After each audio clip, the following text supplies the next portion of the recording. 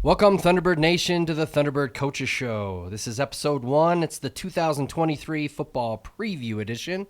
We're excited to be here, Coach. Football is now upon us. Been upon you for a couple of weeks now. You got fall camp just wrapped up. Man, we are excited. We got DeLane Fitzgerald, head coach at SUU football, and we have a VIP guest. Justin Miller's in the house with us. Thanks for being here, Justin. Yeah, thanks for having me. Yeah, you bet. Coach, let's start with a little recap of the fall camp.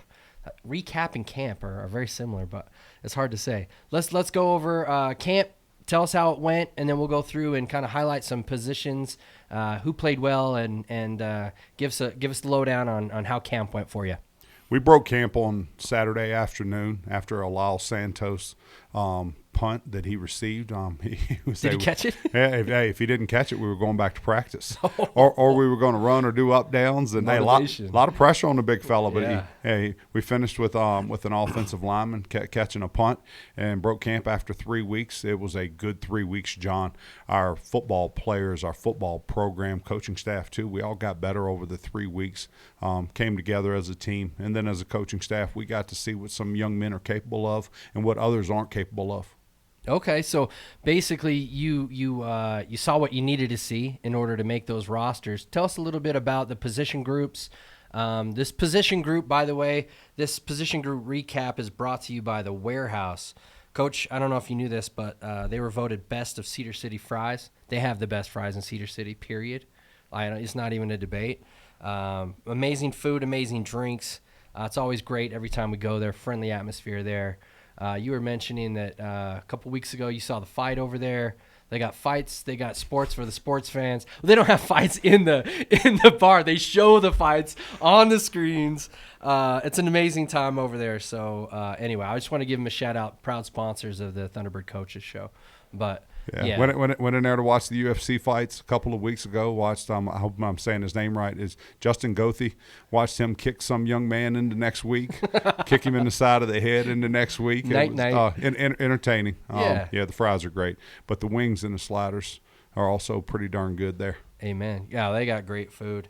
They just have a good thing going over there at the Warehouse Bar plus Kitchen. So let's get back to the position groups. Tell us who flashed for you, and give us a scoop on offense, defense, and special teams. Yeah, I'll go through the positions and who I think have stood out. Justin, feel free to correct me if I miss out on somebody, and I will. Hey, at the quarterback position, this guy here has had a good camp.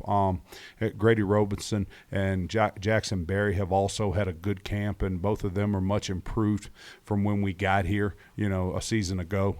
But happy about our depth and the way our quarterback position is playing coming out of there. And you should talk about the O-line first because they're the most important position on the field. But Colin Gardner has emerged as a really good football player, and we're excited about him going forward at left tackle. At left guard, Lyle Santos is doing a nice job. We expect him to play a little more guard than center this year, but a young man that has a chance to have a really good season and has a chance to be a good leader for our football program. Brought in Ed Riley. Out of Riverside Community College in California. And we knew we were getting a good football player with Ed. Didn't know how good he was going to be, but it's come in here and done. I think Coach Bates stopped him at like 650 on the squat rack, and he's about 2.5 inches past parallel, so he can bend, and he's got leg power, and he's got a power plant now. Wow. But we're excited about Ed and just the accuracy of his snaps. I know Justin is happy that he doesn't have to chase his snaps this fall. So we're excited about Ed there at the center position. He's going to do a nice job. At right tackle, there'll be a combination of Kyle Safarchuk, who's going to be better this year than he was last year just because he's bigger, faster, stronger, got a year's more experience. And then Loy Mata Maunga will rotate in there with him, and Loy Mata's improved on last year, and we're excited about that. And then at the right tackle position, Austin Lelusa returns after starting here in 2021. He returns, and he's had a good camp. Those are the ones that have stood out because of his versatility. Steve Eakins provides us with depth at 2 or 3 positions, and we're excited about Steve. And then Jeremy Perkins has had a good camp, and I like Jeremy Perkins, his fire and the way he likes to play football and the attitude that he brings to it. When he gets lost in football, he's pretty intense. He's very, very physical. But those 7 guys have really stood out for us. Moving to the tight end position, and I am having to think of a lot of kids' names that I don't have to do on the fly normally. So at the tight end position, Frankie Calderon has stood out and been the standout there. Josh Accord has done a nice job in camp, and we're excited about Josh. And then maybe the surprise of our offense is Chase Merrill. We thought Chase would be a year, maybe a year and a half away, but he's going to play some for us this fall, and we're excited about him. Plays fast, and we're excited about that. But all 3 of those young men are improved. And then Jacob Moffitt was having a great camp for us and got banged up. We don't think it's anything season-ending, but we'll get Jacob Moffitt back in a couple of weeks, and excited about him. Justin, you want to tell them about the wide receiver position and who's played well? Yeah, we can tell them there. Isaiah Wooden, Tim Patrick coming back. They've both been in and out a little bit with injuries during camp, but they're both getting healthy and doing a good job out there. Jack Fairchild, a little bit of the same way. He's developed a lot, gotten even faster, stronger, and we love to see him developing. I know he hasn't played a ton of football, but he's getting better and improving. So he was kind of a runner, right? He was doing track. Correct. Great size on him, and he's getting much better as a pass catcher. Yeah, he's just getting more fluid, and Yeah. he's running his routes a little bit cleaner and sharper, and I think he's going to continue to do a good job for us. We got Ethan Bolenbrook, who came back. He's a solid target out there. He's quick and makes good decisions on his routes, and so you always know where he's going to be, especially for me because we played together for so long. Yeah. We love having him back. Zach Mitchell, stud. He's had a great camp, a really good camp, and really reliable out there. Great route runner. That's one that I've been attending practices during camp and just kind of observing. That kid is smooth. Yeah. Like he just is a different type of athlete that we've had here. I think super smooth in his routes and does a great job once he gets the ball in his hands. He can make people miss and get down the field. Yep, really versatile too. Yeah. He can play inside, outside. Play all of them. Yeah, we move him around a little bit. Anson Kraut, I think he'll play a role for us this year. Inside and outside, we'll move him around a little bit. Let him get open. He goes up and attacks the ball. He's going up to get it. So you got faith in throwing him the ball. Gabe Nunez, is he flashed for you at all? Yeah, Gabe had a really good camp. Got hurt on Saturday, so might be out a few weeks. Hopefully we get him back middle of the season, conference time. Yeah, perfect. that's really what we're hoping for. He did awesome things this camp. Yeah, we're really excited for him to come back. Awesome. Yeah, you got Chandler Christensen's much improved at that position. You got him there. We're leaving out 1 or 2. The biggest surprise in camp is Nick Macias. The local kid. The local young man, Cedar. I shouldn't. Canyon View. Yeah. Hey, he is a Cedar City product, but he is a Canyon View. That's correct. grad. Yes. There Good save, coach. The other high school. The high school that scores a lot of points. Yeah. Oh my gosh. Scored 110 points 2 games so far this year. But moving forward, running back.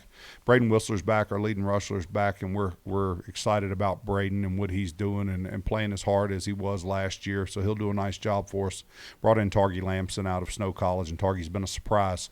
But how good a football player he is and how good he can be at the running back position, he's going to push Braden for playing time, and that'll be exciting. John, we're going to rotate 3 running backs, so we'll have a 3-headed monster. There are a lot of young men fighting for that 3rd position. Jordan Jefferson and Kieran Fry, and who am I leaving out? Landon Freeman, and there's one more in there that does some nice things. Bowering. That's Cade exactly Bowering. right, Cade Bowering. So Runs hard. Yeah, those 4 guys are competing to get into that 3rd spot. You flip over on defense, and our defensive tackles are a strength for us. And you got Rob Horsey and Peyton Payne and Rylan Suafilio and Joe Tagamoa. Those 4 have done a nice job in camp and going to rotate in there this season and do a nice job for us. Still some question marks at defensive end. Anisi Purcell has starred so far, and he's the best of the bunch so far, and we're waiting on 2 or 3 others to step up. Hoping Julian Sanderling can find it as a senior, that Josh Lopez can figure it out mentally, because he's been doing it now for a while, and him getting it, and then finding a fourth out of that group. But it's safe to say that coming out of camp, they're not the least talented group on our team, but the least productive so far have been the defensive ends. Okay. A lot of talent still trying to get their feet under them and get to the quarterback. Yeah, they got to figure out who they want to be. Do you want to be good or not? Yeah.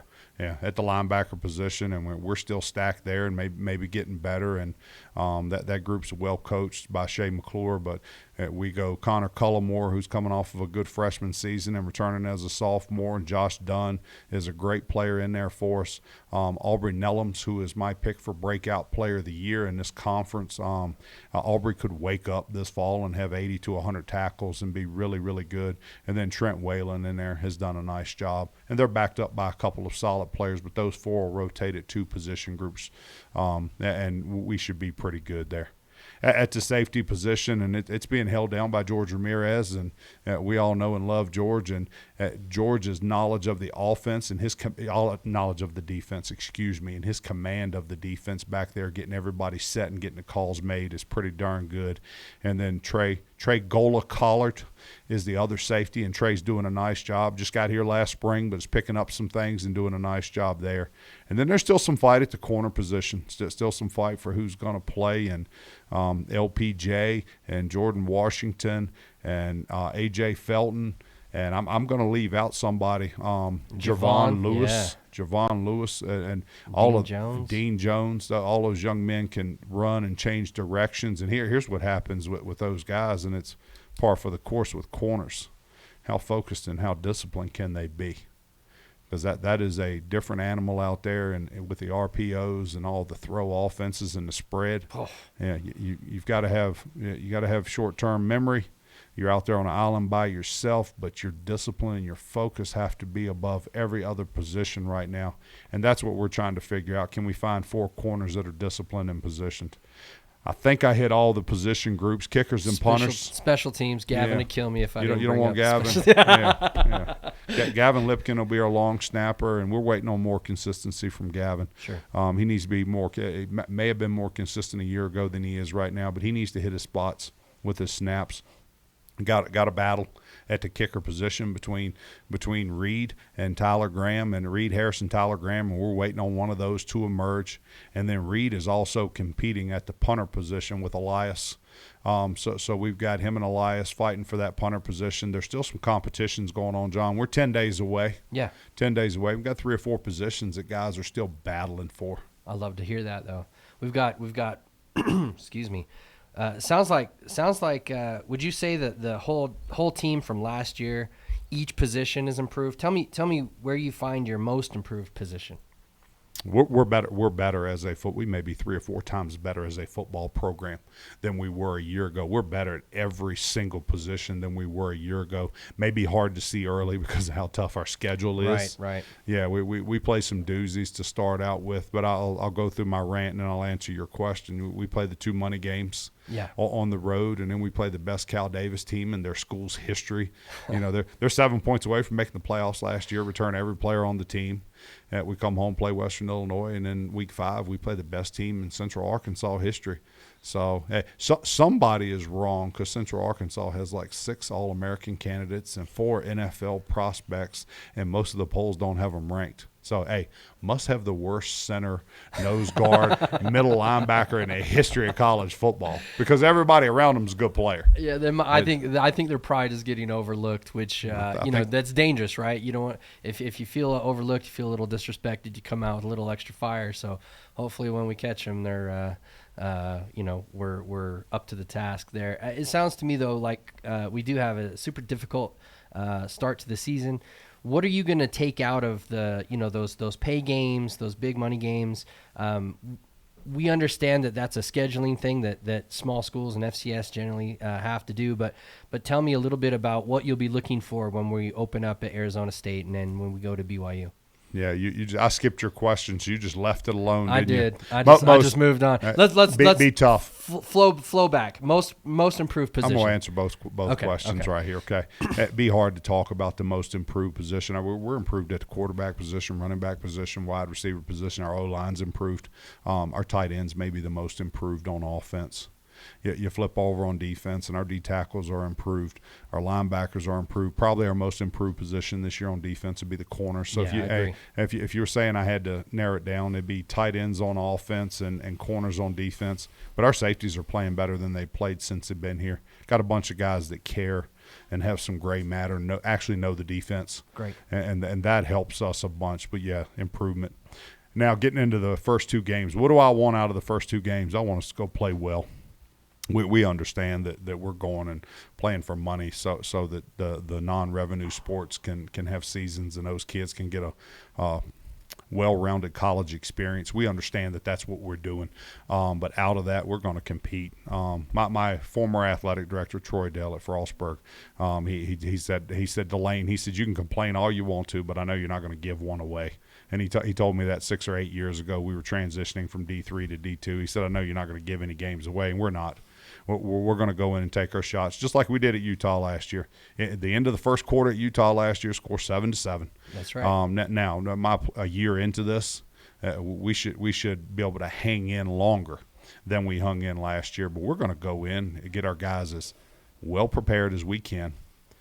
5 days previous, make the trip down there on day 5 and get our walkthrough in the stadium, and then wake up the following day and play as hard as we can possibly play for 3 hours. Let the cards fall where they may. Yeah, put the cleats in the ground and go fight. That's right. Yeah, I like it. Excuse me. Anything else, either Justin or Coach, that you have about fall camp that you want to tell the folks at home? I think we're just excited to get the season going. I think just like in spring ball, we're a little tired of each other. Hitting each other, yeah. A couple fights maybe, a little fire in the belly still. Yeah, good, though. We're ready to play somebody else. But I think we had a good fall camp. I think we built on what we did last year, and we still got a long way to go, but a lot to improve on. Let me ask you a quick question. We've got a new offensive coordinator, Ty Hyatt. Great guy, met him, great family. How many offensive coordinators have you played for in your time here at SUU? And also, how are you clicking, and how are things going with your new coach, Ty Hyatt? So this is my fourth in Fourth? 4 actual fall seasons. Okay. I guess that's how we'll classify it. Probably a new coordinator since I've been in like 6th grade. So one every year. So this nothing is new. Old hat but for you. yeah, Ty's awesome. He's done a really good job getting the guys going, suiting what we do on offense, using our weapons and using the players that we have and putting them in good positions. I think we'll see what happens during the season, and I think he'll do a great job game planning and getting us ready for each game. But Excellent. He's done an awesome job so far. You also have a new offensive coach on the O-line. You want to just give him a quick shout-out? We didn't really talk about him. But on the coordinator thing, our coaching staff plans to have more continuity going forward. Yeah. Getting in here, and it was unfortunate we had OC that was here for just a couple of months last fall. But going forward, getting guys that'll come in and stay here. Aubrey, now I felt bad for him. We were down at the media days in Dallas, Texas last month, and Aubrey Nelm said, "This is the first time in my life that I haven't had a new defensive coordinator."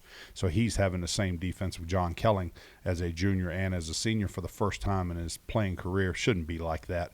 But one thing coming out of that is there should be more continuity defensive-wise. We should know exactly what we're running. That's why I think we're much improved. I see. Yeah, they're not hearing the calls for the first time. Exactly. They're hearing them for the second time. Now, what was your question? Oh, just if you wanted to give a shout-out to the new O-line coach. Matt White. Yep. Matt White's a good one. So, and how about looking the part now? He does look like he could throw the pads on and go today. Matt rolls in the room, and he's 6'7", 330, and looks like he could play right now. But Matt's doing a nice job. There's an emphasis on us playing with an attitude, us having an attitude on the offensive line and playing with a lot more physicality than we played with in the past. And anyway, hey, happy to have Matt with us. Yeah, feel fortunate that he's our O-line coach. Yeah, we stole one there. I think we're lucky there. Exactly right. So, he has a force to be reckoned with, and I think you'll see that attitude and his persona carried out by that O-line. They seem a little more, I guess nasty might be the right word for it. They still need to continue on that road once we get into the competition. But in our final preseason scrimmage on Saturday, we ran the ball at will on them. On our defense, I said on our defense, and I think we're really good up front. I think our front seven are good on defense, especially the D tackles and the linebackers. Yes. But we ran the ball between the tackles on Saturday pretty handily. That's good. Coach, let's just change some gears here real quick. I'm going to talk to you about coaching, what motivates you and things like that. Get a few questions for the people that may not know you. There's a bunch of new people that'll be tuning in to the show. What got you into coaching? I didn't ever want to be tough question. I didn't ever want to wake up and be without football in my life. As a small child, I used to look at my mom and dad and wonder, hey, you ain't got no sports in your life. Why do you get out of bed in the morning? I don't know if it sounds immature or just kind of lends people to know how I think. I still wonder that. Hey, the guy that gets out of bed, and no offense to anybody listening or watching, and get out of bed in the morning and go to an office job, I wonder what makes you tick. I always wanted to be involved in sports. I never could imagine myself waking up. I still can't. 46 years old, can't imagine myself waking up without football in my life. A couple of family members and football mean everything to me. Absolutely everything. You want to dive a little deeper. I am a competitive spirit. My father drove that in my brother and I. Whether we were playing ball in the backyard, one-on-one basketball, we were playing wiffle ball, or we were playing checkers. We were the family that would get angry and throw the checkerboard at each other when we lost. Yeah, got it. Yeah, there was some anger management there needed to be smoothed out. I like the competitive side. At this point, what are the most fun things for me? Love hearing back from the alums. Love hearing back from the young men that I have coached on what they're doing now and how they're doing, and hearing about their families and kids and their jobs. Love hearing about that. John, when the light bulb comes on, I hope I'm answering your question. Yeah, no, correctly. absolutely. Yeah, But I got to rambling a little bit. No, you're good. When the light bulb comes on, it's really, really special for me. Sometime during their career, you see a kid just kind of figure it out. And what's funny about them is they figure out football and life. They figure out success in college football, and they figure out success in their adult life almost at the exact same time. That there keeps me coming back. Yeah. Coach, there was a video that was posted on your Facebook account, and you had the whole team together on the logo in the middle of the field, and you had three gentlemen stand up. You talked a little bit about them. Can you give us just a really brief recap of that situation and how cool that is as a coach for you to see these young men come in, give their all, and then get rewarded for it? Yeah, you said it. It's a cool moment, really, really unique to be able to do that for a young man. And I'm trying to make sure. So two out-of-state young men and one in-state, but you go George Ramirez, Gabe Nunez, Braden Whistler. That they're all set up to be starters this year or significant contributors. George comes in from Arizona, and he's been paying here for 3 years. Walk on. He's been paying for school here for 3 years at a clip of about $28,000 a year. And, of course, he's got an academic scholarship, and he's loaned up some things, and he's probably getting some Pell Grant, but just wanted to make it where he didn't have to pay anymore because he's earned a right. And my 19 months here, our 19 months as a staff, he's first one there, last one to leave. He knows our defense better than any player on our defense, which is a challenge to the rest of them. But he knows it inside and out, can make the calls, can get everybody aligned. He's really earned it. Gabe Nunez has probably been our hardest worker over the last calendar year. He got here last summer and walked on from Southern California and has done everything we asked him to do until he got banged up on Saturday. He was going to start for us at wide receiver. I'll say, hey, won't play the first month now. We'll get him back late September, 1st of October. I'll bet you this one. If he can get himself healthy and stays healthy, he's going to catch 250 passes in his career. Wow. Be one of those guys. Hey, an Ethan Bolingbrook type player over his career here, and we're excited about him. He deserved the money. And then Braden Whistler came in, and I said it in that video, but I brought Braden in. He's going to be our third, fourth string tailback. He'll get a carry every once in a while in a game, but he'll be really good on special teams. Braden comes in, and John Braden was the best running back, best tailback on our team before game 1 last year. We just wouldn't admit to it until about game 4. But after game 4 or 5, we put him in at starter, and I can tell you now, it's going to be really hard for anybody to get him to relinquish that title. So he just practices harder and shows up. It means a little more to him than it does to some of the other ones. But excited about Braden. Hey, he earned his money. All 3 of those young men earned their money. So all 3 of those gentlemen went on scholarship that day, which was so cool. The team's reaction was incredible, because it seems to me like even within the team, there's a satisfaction, and there's a for lack of better words, it's just a joy that their teammates were able to come in, walk on. They had I put a post up commenting on yours that they had the courage to get in the fight, right? They had the sacrifice to stay in the fight and to continue to go, and the perseverance to get through to the end, to the scholarship. So cool. It gave me goosebumps. I was fortunate to be on the field. But Justin, just a brief comment on how the rest of the teammates view that and what type of motivation that might give for other walk-ons. Yeah, I think it's huge motivation. I think getting it a little more publicly known as well helps. I think in the past we haven't really had anything like that. I was a walk-on, got put on scholarship, so special for me to see that out of other guys in particular. But I think what's interesting is a lot of us came out of that thinking, I didn't know some of these guys weren't on scholarship already. Right. So guys like Whistler and Gabe and Georgie, it's like, oh, all right, like these guys we can studs, play yeah. and be starters, and they're not always on scholarship. So Yep. I think that's really motivating to the rest of the guys on the team, that we're going to play the best players. We're going to put the best guys on the field, and at some point, if you are that best guy, you're going to get recognized for it. Yeah, awesome. Guys, we're going to switch gears now. It's time for our Visit Cedar City and Brian Head Get to Know You segment. We've got Justin Miller, our VIP guest today. Justin, we already know you pretty well, but you've been in Cedar now for how many years? We got here in May of 2019, so It's a been little a over minute. 4 years. Yeah, 4 years. Yeah. Besides football, what's your favorite thing to do around Cedar City? Oof, that's tough. I mean, I know one passion. I'm a big homebody, but I'll get out on the golf course There a you little go. bit. Gotten a little bit better, a little improved over the last year and a half Sure. or so. Got some good guys on the team that love to play as well. Like to go out to so Cedar Ridge and, Yeah, and that's- hit it around a little bit. That's probably number one, besides just staying at home with Sure. wife and the baby. So You do a little bowling. I know there's a bunch of dudes on the team that like to go play. there are. I'm not a big bowler. Okay. We probably saw that at the WAC or UAC Media Day with Aubrey. Aubrey's a big bowler. I know Yeah. Coach Bates, our strength coach, is a big bowler. Pretty good at it too. But some of the other guys really enjoy bowling as well. So when you have friends or family members coming into Cedar City to visit, what are some things like that come to mind that you would have them do, go check out, some spots around town that need to get highlighted? All-American Diner. Hey. I think that's number one. We visit there quite often when family's in town. Sure. That's probably the biggest one. Other than that, Luis is the star there. Luis is a star. A star. He's the man.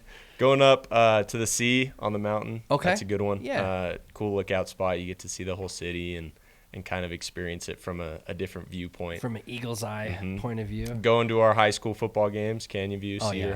High. Really cool atmospheres. Really good to see. Town comes out and supports. Yeah. Town comes out. Yeah. Good talent there, as we saw. Mentioned Nick Macias Macias, already. yeah. There's some other guys that have come out of both of those schools and Sure. done some good things. So those are probably the top things. Yeah, awesome. I know when I got family coming up, we always go up to Cedar Breaks. We'll take a trip up to Brian Head and take that loop that goes up and around Cedar Breaks, down into Parowan and back. Yep. Just we live, we're in a beautiful part of the world, so and we appreciate Visit Cedar City and Brian Head for their sponsorship of the show. Lots of fun things to do in Cedar City. Get out and enjoy the area. Do I get to ask Justin a question Please before do. I get off here? Yeah, please do. Are you from Dallas? Are you from Dallas?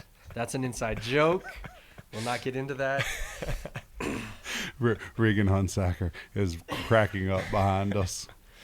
Hey, Justin, a couple questions now that we're on your segment here. As you look at the team, sorry, let me get the microphone. As you look at the team, what are some things that you observed that you didn't expect?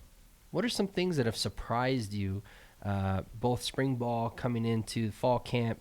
What's some things that maybe you're just like, okay, I didn't see that coming? That's a good question. I think the first thing that popped into my head was just offensively with our guys and some of the guys we brought in. I think we learned the offense a lot faster than we did last year. Okay, great. And that might be because it's the second time doing it, a little learning curve. But I think it's also the way that our coaching staff has handled it.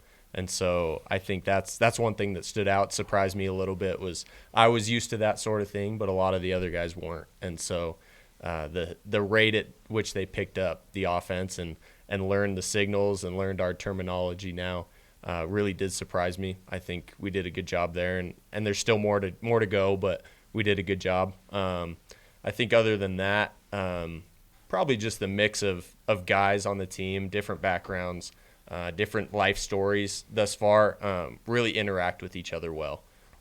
So you got a good gel going. Pretty tight. We get into our locker room, and it's like everybody knows each other, and we can all joke around with each other, and it's not awkward or Forced. we all know each other, and we all enjoy spending time with one another out of our own position group and even offense to defense. And I think that's not necessarily uncommon, but I think it's important. Yeah. The team chemistry, fighting and pulling for the same goals, knowing each other and trusting each other.